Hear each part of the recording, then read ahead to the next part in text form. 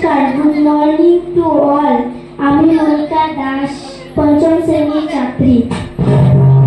সর্বপ্রথম প্রধান শিক্ষক মহাশয়কে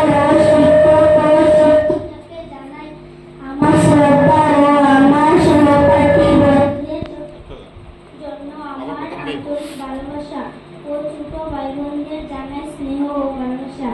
আজকের এই বিদায় অনুষ্ঠান আমাদের জন্য আনন্দ ও বেদনার দিন। আমাদের শিক্ষা জীবনের একটা শ্যাম হচ্ছে, কিন্তু এখনকার স্মৃতি আমাদের স্মরণীয় হয়ে থাকবে। বিদ্যালয় আমাদের পাঠ্যজন দেয়নি, বরং আমাদেরকে ভালো মানুষ হিসেবে গড়ে তুলেছে।